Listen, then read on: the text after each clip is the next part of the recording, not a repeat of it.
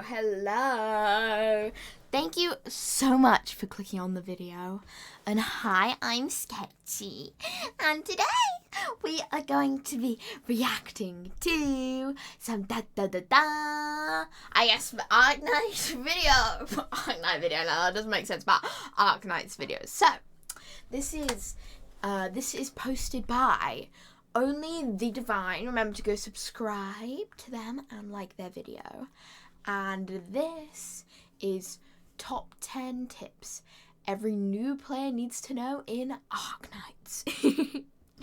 So basically, I would say I've been playing Arknights for a little bit now. I would still class myself as a quote-unquote new player because, to be honest, I've really been opening it about once a week for the past, 2 months. So I wouldn't say I've really got that much gameplay in it. I'm not sure how many hours-wise I have in it, but I would say a good, maybe 10 hours, maybe a bit less. But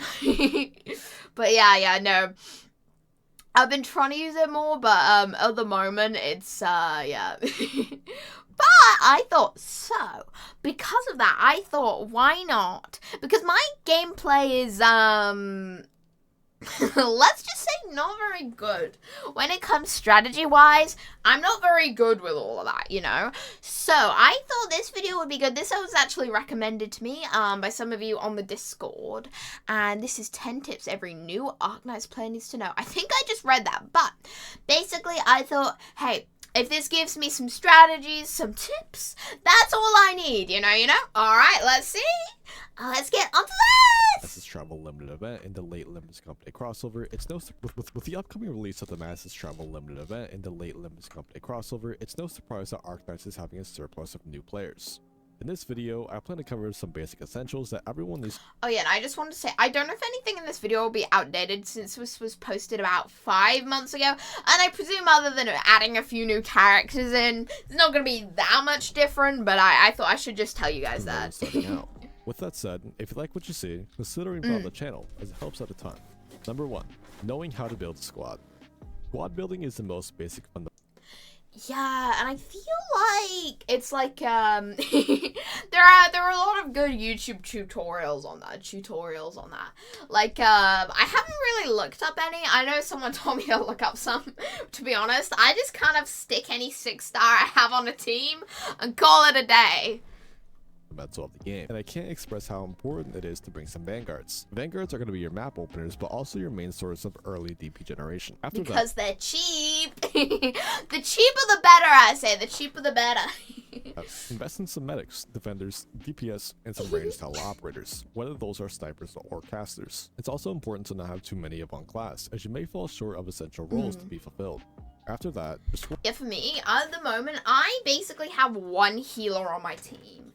I think I probably have too many vanguards. I want to see the team setup because I have about 3 vanguards, although he has 4 here. So, maybe not. DPS and some ranged tele operators, whether those are snipers or casters. It's also important to not have too many of one class, as you may fall short of essential roles to be fulfilled. After that, your squad should look something like this. Number 2. Yeah, okay. It's interesting though. You know what? I'm gonna bring up the squad I have, and then I'll show you guys.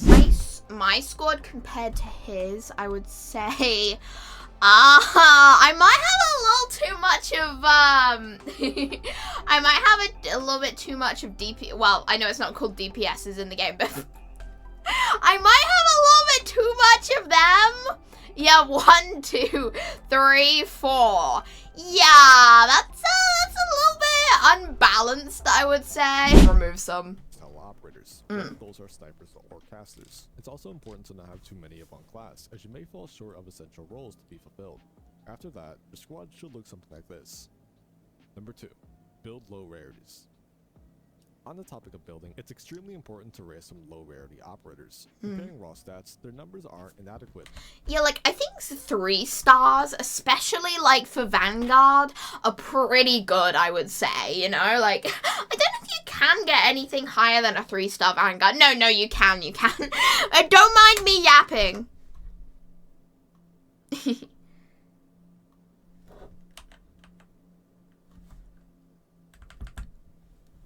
the higher rarities. They're much cheaper to invest into, making it easier to diversify your resources. Though 5 stars are cheaper than 6 stars, they still cost quite a lot to invest into, so I say to prioritize some 3 or 4 stars to begin with. Number 3. Diversify your resources. It's important to not invest everything into one operator and to instead keep everyone around the same level. As basic as it sounds, the higher the level, the more it's going to cost to keep leveling, and those numbers ramp up quick. Reliable levels for most operators I'd say is 60 for 6 stars, 50 for 5 stars, and the opposite of what I did. I swear, I leveled like Amia up to like level, like to the max level. I think I have her ult too, if I'm correct. I put her up to the max level while everyone is at like level 20 and 30. 40 for 4 stars. This also serves as their module prerequisite. Anything above 60 for 6 stars, extremely expensive and not too worth it for the lack of stat increases. Same goes for 5 stars, as they tend to cost just as much of a 6 star, but not offer as much. Number 4. Farm events properly. When there's an event active, there's also an event shop. It's crucial to get these stages done, but I didn't know that. also keep farming them after. Hey, the more you learn, right? The more you learn. As you'll receive event currency for each sanity spent. There'll be 3 stages with increased drop rates for specific materials. These rates are higher than story mode drop tables and should be prioritized for every event. Number 5. Spend your sanity. Just like any gacha really, spending your sanity is the only way you'll get stronger, but knowing where to spend it is just as important. As mentioned prior, if there's an event going on, it's best to spend it there. But when there isn't, then you should be using it to farm LMD or EXP. A healthy balance of main story clearing and farming resources should show a steady increase in power. Number 6. Understanding drop tables. If you need a specific material, it may be confusing where to go, as what the game recommends you isn't entirely true. Let's use grindstone pentahydrate for example. This is a tier 4 resource. Looking down at the recommended stages, they all say very rare, so that must mean the latest one has the best drop rate, right? Well, not quite. If we use tables provided by the community, we can see grindstone pentahydrate's highest drop is 4.8 on 4.8. 4.8% is extremely low, as you can have terrible luck, which is why we farm the tier 3 materials instead.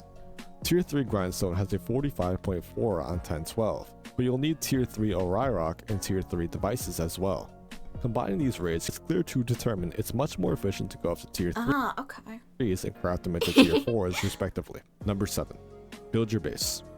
The base can see That's not what I did. I left my base to rot until recently. I left my base to rot and was like, I know it's a good way of getting resources, but my lazy ass couldn't be bothered. I'm surreal. I just kept leveling up my characters and doing the story. very daunting, but it's much simpler than it seems. At the bare minimum, at least have 3 of each facility and have them upgraded to max level. You can make pre-assigned loadouts of operators to deploy into each facility. The ones with the best buffs will be listed from left to right. Just checking in on this once a day will deem a massive increase of resources like LMD and EXP. Number 8. Recruitment. Arknights is generous enough to offer completely free gacha. You can redeem recruitment points to get a random operator from a rarity of 1 stars to 5 stars. These are obtainable from daily missions and event rewards. Increasing the time to remain will result in higher chance of higher rarity, but it's not too safe to get your hopes up. He got Cruz there. Cruz is my goat, man. She is so good. She may be 3 stars, but she's so good. Increasing the time to remain will result in higher chance of higher rarity, but it's not too safe to get your hopes up as it's still really rare. However, with a combination of certain tags, you can guarantee yourself 4 stars or even sometimes 5 stars. The list is too long to go into detail, so I'll paste them on screen and leave a link to a table sheet where you can find all the combinations. Number 9. Certificate Shop. On the topic of recruitment, recruiting operatives comes with a bonus called certificates. Certificates can be used in the certificate shop to redeem all sorts of goodies. For this case, we'll talk about green certificates. The shop has 3 layers, with the first one being extremely cheap, so it's always worth to buy out completely as you get lots of materials. After buying out the first shop, the second will open with even more rewards.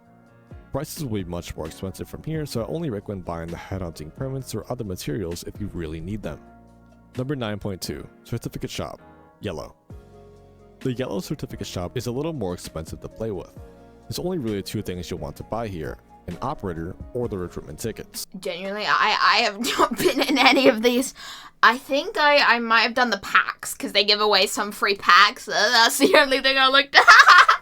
2 6-star operators will be displayed here for a cost of 180 yellow certs, which is not cheap at all.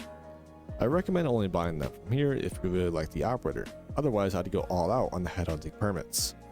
The headhunting permits have 5 tiers, each going up when you purchase a tier, coming out to a total of 38 pulls at the cost of 258 yellow certs. These shops reset every month, so it's important to have 258 or higher so you can be most efficient with your spending. Number 10. Annihilation. Annihilation is a fairly straightforward mode where you take on waves of enemies up to a total of 400, though the rewards given from this are very beneficial. For each clear, whether you win or not, you'll earn a certain amount of Arundum that will fill the gauge on the bottom left. This resets weekly and the cap is 1800. With these stages being so long, Arknights is generous enough to offer us tickets that skip the battle entirely and gives us the rewards straight. But this is only given as a daily mission reward, so it's also important. Oh yeah, I recently tried one of those. Funny thing is, I went into one of the hardest ones first, because I just clicked on it, because I was trying to find out a way to get money to level up my characters again. Now I ended up clicking on the hardest one. I think it was like 500 enemies you had to fight, and it was like underwater themed. I don't know which one it was, but it was so funny. I only made it to like 200. Just the reward straight. But this is only given as a daily mission reward, so it's also important to clear your daily missions to get this ticket. The random capacity resets every week, so make sure you get it done as soon as possible, as this is one of the best ways free-to-play players can get pulled. Interesting. I will be taking notes after this. After this video, I'm probably gonna go fix my team. I didn't realize I was doing it so wrong. I mean, I knew I needed some medics, but goddamn. Resources. As always, it is a pleasure to cover Arknights content, but let me know what you guys think down below. Let me know if I should make a part 2. 10 out of 10 video though, like, handy. That's handy. Depending on the success of this video, I may do so. If there's any questions about topics mentioned in the video, feel free to leave a comment, as I read them all and will be answering everything. For the more so veteran players watching this video, I can start working on a video of tips that cater more towards the hardcore style. Just let me know, as I love responding back to the community. With that said, I'll see you on the next one. Peace. Nice. That was a good video though. That's actually kind of handy, especially the team part. That is probably where I'm gonna take the most tips from, I think. But also, I want to go say again, definitely go subscribe to them. They have some good they have some really good content. So I'm gonna go subscribe to them, and I really do hope you enjoyed this video. And if you could like and subscribe, that'd be very handy. And I stream at 7:30 BST and 2:30 PM EST, Monday to Thursday, here on YouTube and Twitch. So I hope you enjoyed, and thank you so much for watching, and I will see you soon. Bye bye.